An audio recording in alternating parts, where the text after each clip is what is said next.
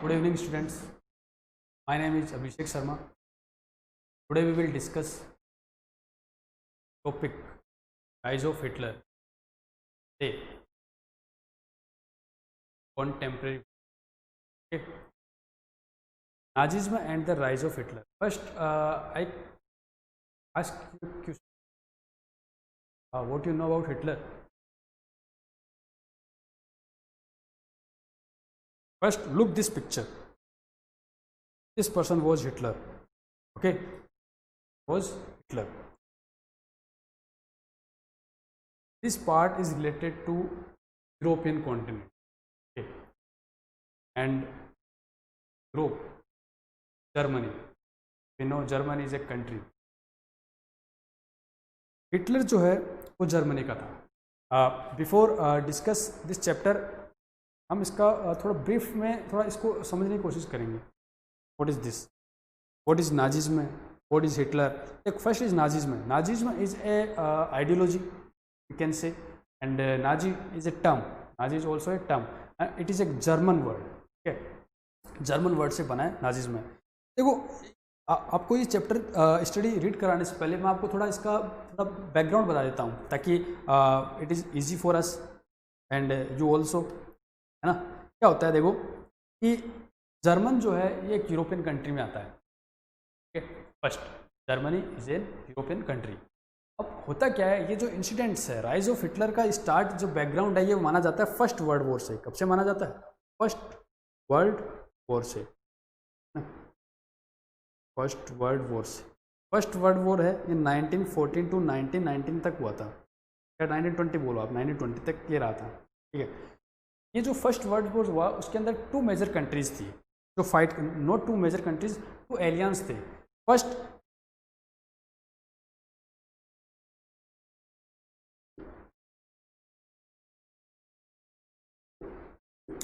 First alliance अगर हम बात करें,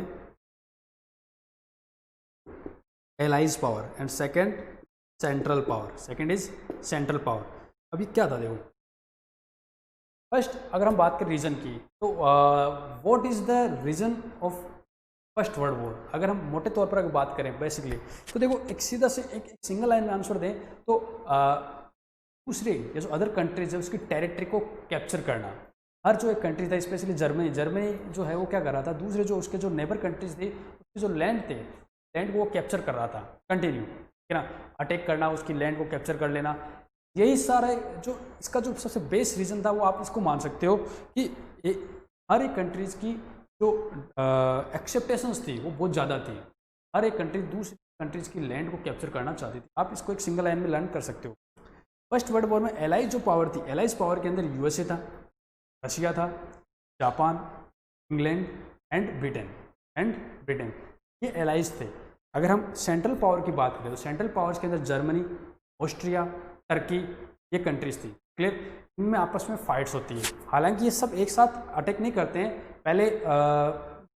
पहले मान लो फर्स्ट एंड टू, मतलब एक दो कंट्रीज ने आपस में फाइट किया, फिर उसकी जो एलायंस कंट्रीज थी या जो फ्रेंड नेशंस थे उन्होंने पार्टिसिपेट किया.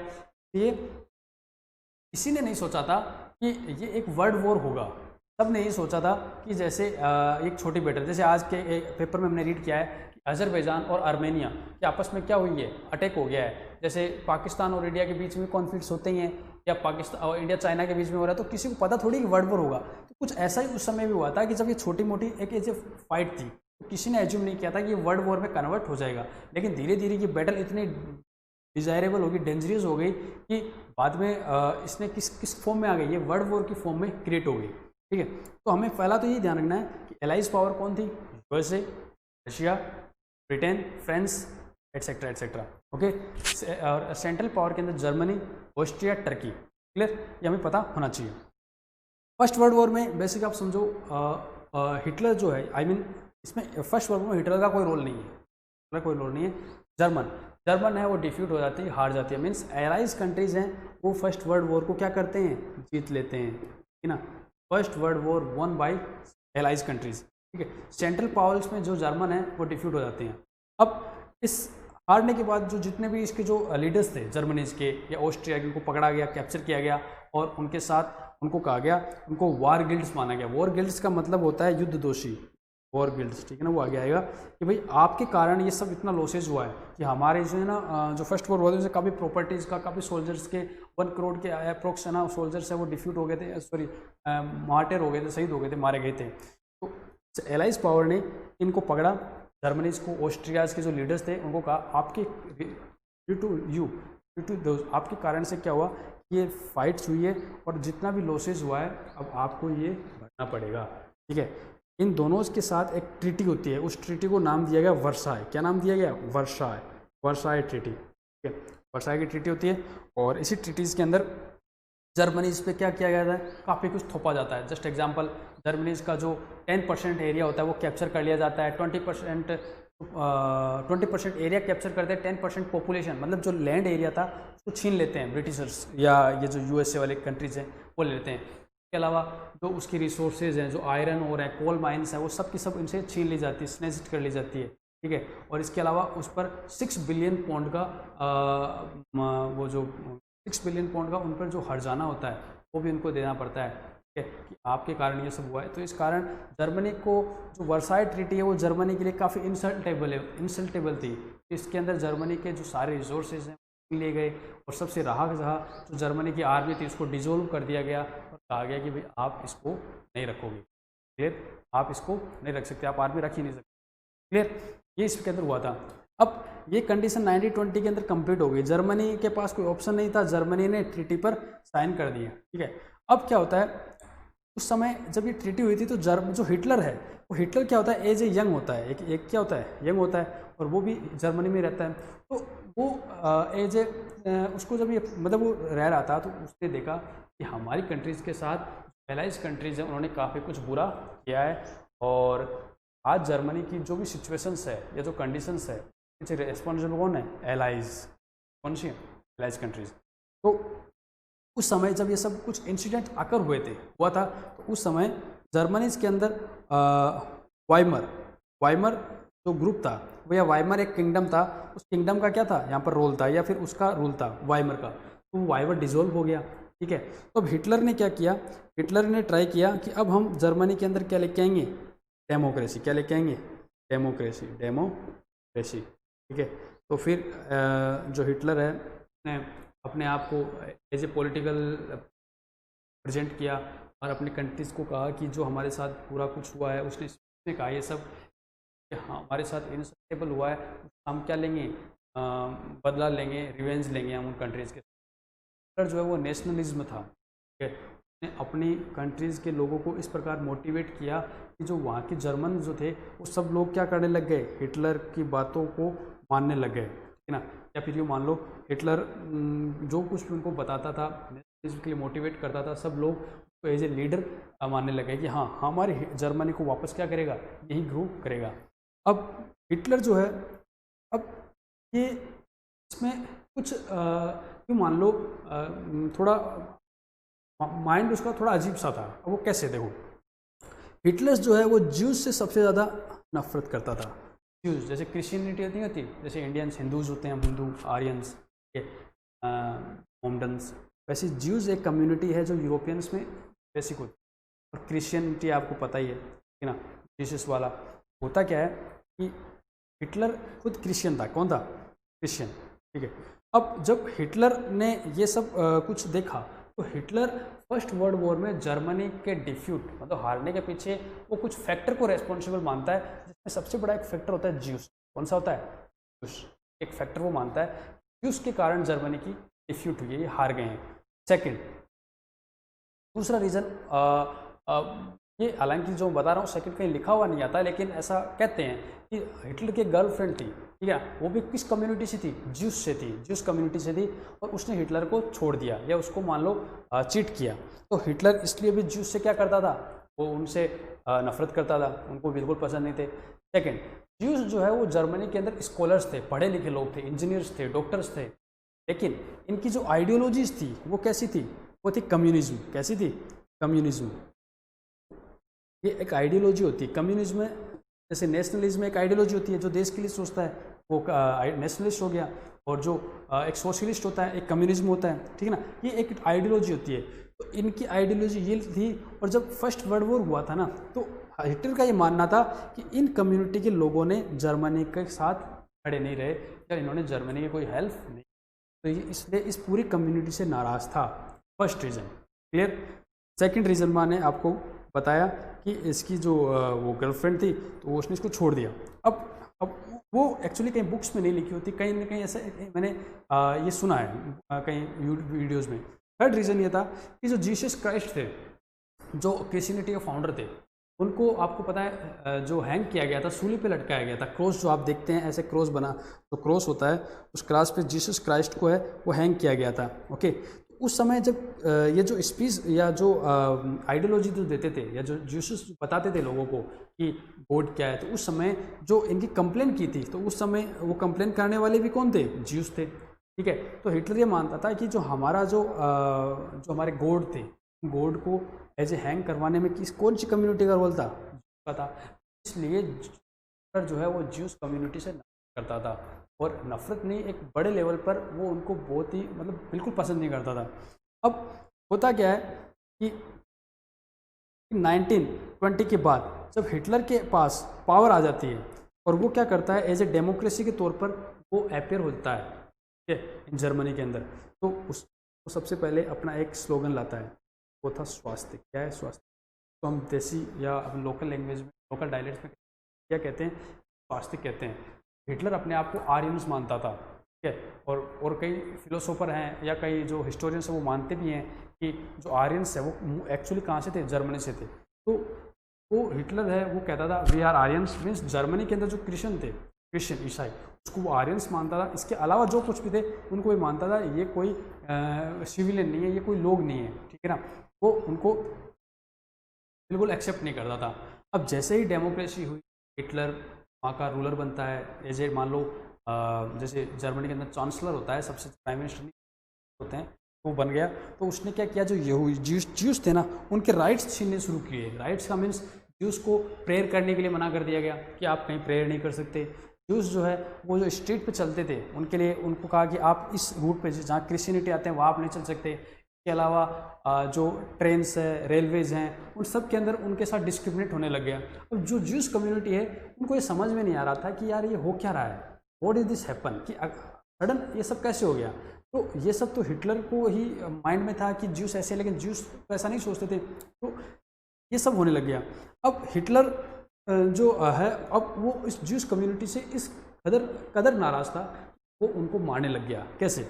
कि अप्रोक्स ही कहते हैं 60 लाख, अप्रोक्स 60 लाख कि जब ये वर्ल्ड वॉर जो 1938 में स्टार्ट हुआ था, इस समय ये क्या किया इस हिटलर ने, ये जो जितने भी ज्यूस थे ना, इन ज्यूस को वो उन्होंने कैप्चर किया, पकड़ने के बाद वो उसको क्या करने लग गया, एक पर्टिकुलर जो इंडस्ट्रियल एरियाज़ होता था वो उसने इसीलिए बनाया था, इन ज्यूस लोगों को वो मार दूंगा, ठीक है, उनको ख़त्म करने के लिए, उनको ब्रूटली किल्ड करने के लिए उसने वो पर्टिकुलर उनको बनाए थे। और ऐसे ऐसे लोगों को अपॉइंट कर रखा था, उनका एक ही काम था कि जिनको मैं उस कोलोनाइजेशन में भेजता हूँ या उस फैक्ट्री में भेजता हूँ, आपको उनको मारना है। क्लियर? सभी ज्यूस जितने भी जो है फिजिकली हैंडीकेप्ड, इसमें ज्यूस नहीं थे, फिजिकली हैंडीकेप्ड भी थे।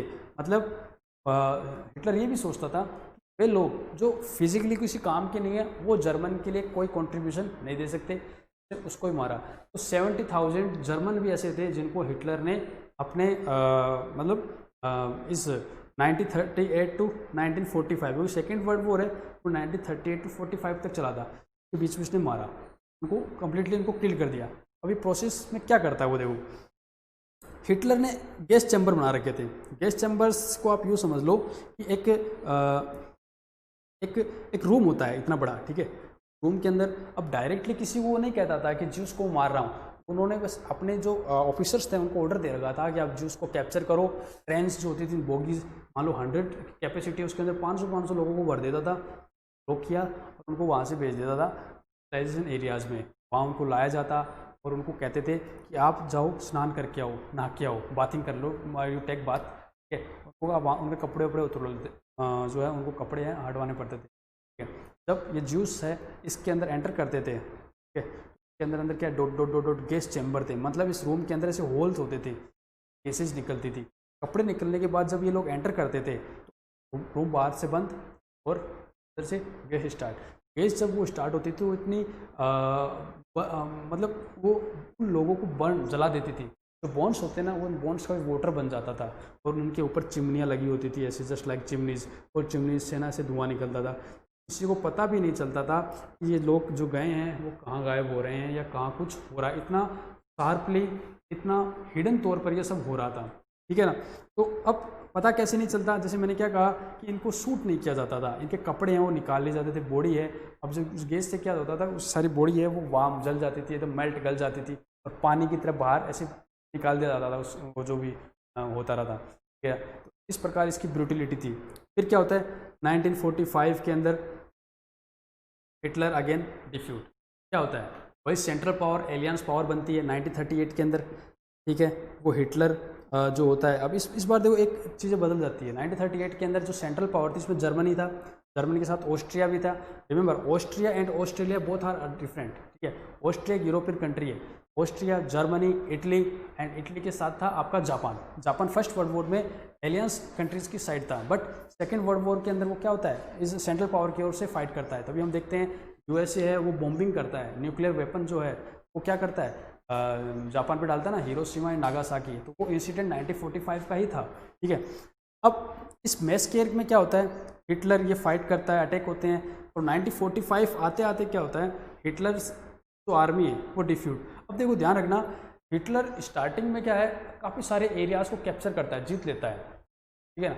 बट अब प्रॉब्लम क्या होती है कि यहाँ जापान जो है फर्स्ट सेकेंड वर्ल्ड वॉर में वो गलती कर देता है, एक मिस्टेक करता है। जापान क्या करता है कि यूएसए जो है, यूएसए है ये सेकेंड वर्ल्ड वॉर में पहले इंटरफेयर नहीं करता है, वो अपना आप सेपरेट रहता है। लेकिन जापान क्या करता है, इस यूएसए का एक पर्ल हार्बर, एक पोर्ट होता है, पर्ल हार्बर बंदरगाह होता है, हार्बर, वहाँ पर उसके ना शिप्स होते हैं और जो नेवल बेसेस में जो होते हैं एयरक्राफ्ट वो खड़े होते हैं।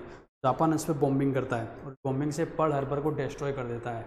रिवेंज में यूएसए सेकेंड वर्ल्ड वॉर में पार्टिसिपेट करता है। तो पहले वो नहीं था, 1945 में आता है वो, और आते ही यूएसए ने, क्योंकि यूएसए देख रहा था कि ये जो बैटल है ये 1938 से स्टार्टेड है, कंटिन्यू है, और वो परेशान थे, काफ़ी एलियंस है वो सब परेशान थे कि कब खत्म होगा। तो यूएसए ने यूज़ किया एटम बॉम्ब। क्या यूज़ किया, एटम बॉम्ब। और ये एटम बॉम्ब ही था जिसने सेकेंड वर्ल्ड वॉर की जो इमेज थी उसको कम्प्लीटली चेंज कर दिया। 6 अगस्त एंड 9 अगस्त 1945 को यूएसए ने जापान के अंदर बॉम्बिंग की, 2 बॉम्ब डाले थे, कंप्लीट जापान डिस्ट्रॉय। उधर हिटलर जो है वो भी डिफ्यूट हो गया, हार गया। हिटलर ने एक बंकर होता है जो ज़मीन होती है लैंड, है ना, ऐसे बड़े बड़े हाउसेस बनाए जाते हैं, ऊपर से जब बॉम्बिंग भी होती है ना तो अंदर रहने वाले लोगों को कोई दोष नहीं होता, कुछ नहीं होता, उनको बंकर बोलते हैं। तो उसके पास ऑफिशियल न्यूज़ आती है, आप देख लो ये जो इमेज बनी हुई है ना, इमेज में यही बताया गया है कि किस प्रकार हिटलर, देखो ये हिटलर जो है ये हिटलर के साथ ये इसके हेल्प मतलब साथी होते हैं, ठीक है। तो देखो इसमें लिखा हुआ है Hitler in centre, Hitler in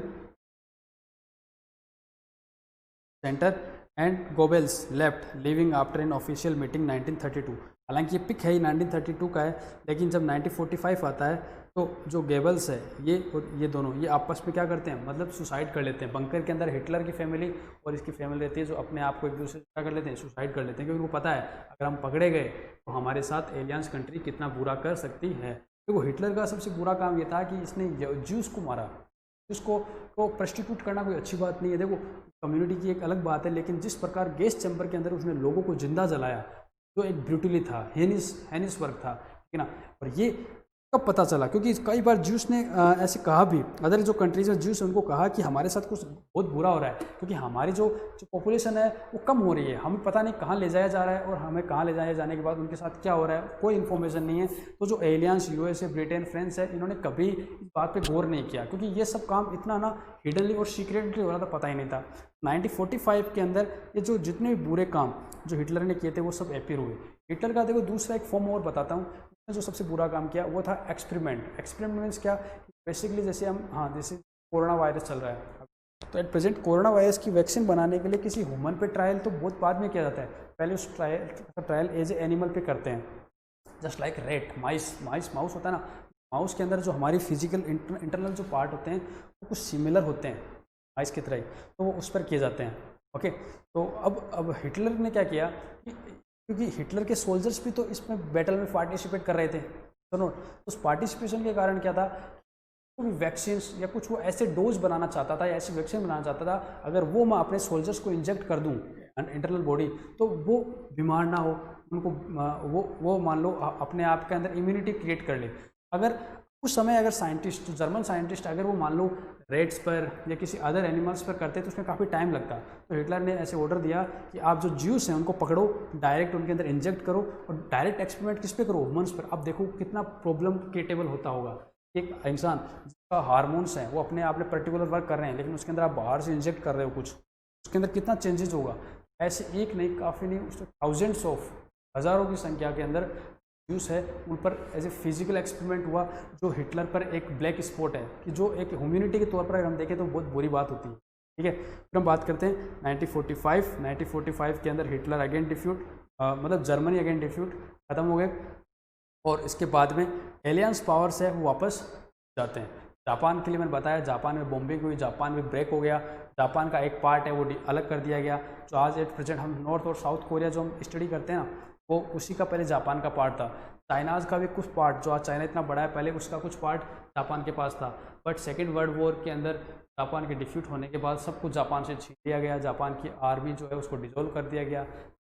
Japan ने एक पैक्ट साइन किया यूएसए के साथ, और यूएसए से कहा देखो सर, यूएसए ने कहा आज से आप आर्मी नहीं रखेंगे, तो जापान एक्सेप्ट कर लिया। जापान ने कहा ठीक है आप हमारी सिक्योरिटी करेंगे, मतलब हम पे कोई अटैक करेगा इसका मतलब यूएसए पे अटैक कर रहा है, तो यही रीज़न है। एक पैक्ट उन्होंने साइन कर लिया, और आज भी यही है, यूएसए जापान के पास अपनी कोई आर्मी नहीं, प्रोटेक्ट कौन कर रहा है, उसको प्रोटेक्ट कर रहा है यूएसए, और इसके रिटर्न में जापान उसको क्या दे रहा है, एज ए फंड दे रहा है, पैसे दे रहा है। फिर ठीक है ना, तो ये एक मैंने आपको वाइडली मोटा मोटा कुछ आपको समझाने की कोशिश की। हिटलर का एम्बिशंस क्या था, हिटलर का एम्बिशंस था वो जर्मनी जो है उसका जो बाउंड्री है उसको कंप्लीट यूरोप को कैप्चर करना चाहता था। जर्मनी ने सेकेंड वर्ल्ड वॉर को स्टार्ट करने का पीछे इसको रेस्पॉन्सिबल हम मानते हैं, इसके पीछे एक सिंगल एक रीज़न ये था कि वो जर्मनी की जो बाउंड्रीज़ हैं, तो वो अगर हम देखें, मैं आपको बताता हूँ जर्मनी, एक बार ये लुक,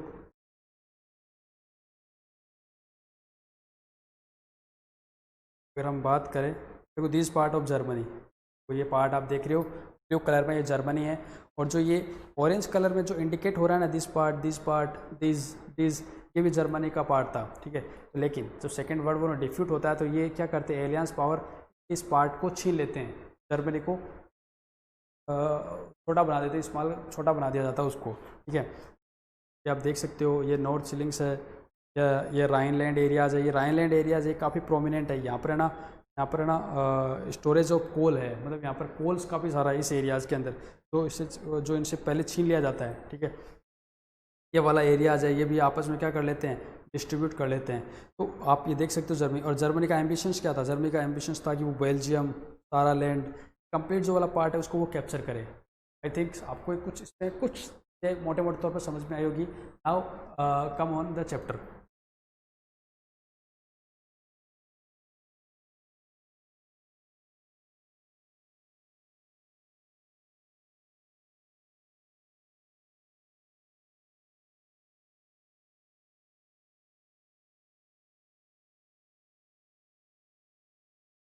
यस,